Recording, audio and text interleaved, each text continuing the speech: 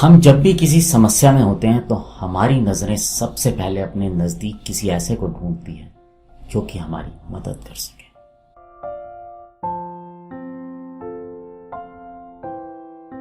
Radio Dwarka परिवार के सभी सदस्यों को मेरा नमस्कार। एक बार एक दादाजी अपने पोते को लेकर बाजार में घूम रहे थे। उसी दौरान उस पोते ने एक खिलौना खरीदने की इच्छा जताई जो कि उनके दादाजी ने उनको दिला दिया। खिलौना लेने के बाद दोनों दादा और पोते घूमते हुए अपने घर की ओर जाने के लिए बस स्टैंड पर पहुंचे। वहां से उन्होंने एक बस पकड़ी और उस बस को पकड़कर वो अपने घर आ गए। जब वो घर पहुंचे तो अचानक ही दादाजी को एहसास हुआ कि उनका बटुआ उनके पास नहीं है। ये देखकर वो बहुत परेशान हुए और उनको बड़ा दुख हो रहा था क्योंकि ये बटुआ उनके दादाजी ने उनको दिया था जब वो बहुत छोटे थे। कई सालों तक उसको संभाल के रखा था और उसमें बहुत सारी यादें भी थी। उन्हें लग रहा था कि उस बटुए में मेरा कोई आइडेंटिटी कार्ड भी नहीं है, मेरा कोई ऐसा कार्ड नहीं है जिससे कि किसी व्यक्ति को मेरा नाम या पता चल सके। तो अगर वो बटुआ किसी को मिलेगा भी तो वो मुझे दे नहीं पाएगा। इसी उधेड़-बुन में उन्होंने सोचा कि चलो एक बार कोशिश करता हूं जाकर, शायद मुझे ये बटुआ मिल जाए। वो वापस उसी बस स्टैंड पर पहुंचे जहां से उन्होंने बस पकड़ी थी। पहले उन्होंने वहां पर उस बटुए को ढूंढा लेकिन वहां उन्हें कामयाबी नहीं मिली। तभी उनकी नजर उस बस पर पड़ी जिस बस में वो वापस गए थे। तो उन्होंने उस बस के कंडक्टर से पूछा, बेटा क्या आपको कोई बटुआ मिला है इस बस में?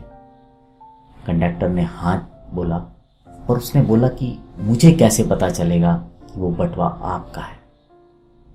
उन्होंने बोला कि बेटा वो बटुआ काफी पुराना सा है दिखने में। कंडक्टर ने बोला कि बटुआ तो पुराना है, चलिए ठीक है, लेकिन उसके अलावा उसमें ऐसी क्या चीज है जिससे पता चल सके कि वो बटुआ आपका है? क्या उसमें कोई आपका चित्र है? उन बुजुर्गवार ने कंडक्टर की तरफ देखा और बोला कि बेटा जब ये बटुआ मुझे मेरे दादाजी ने दिया था मैं उस समय छोटा था। उस समय मैंने इस बटुए में अपना फोटो लगा के रखा हुआ था। उसके बाद मैं थोड़ा बड़ा हुआ, मेरी शादी हुई, तो फोटो मैंने बदला और अपनी पत्नी के साथ अपना एक फोटो इसमें लगा के रख दिया। समय बीतता रहा और परिवार बड़ा हुआ। उसके बाद उस बटुए में मैंने अपने बच्चों की फोटो रख ली। उसके बाद बच्चे बड़े हुए, उनकी शादियां हुई और वो अपने नए घरों में चले गए। मैं अकेला रह गया।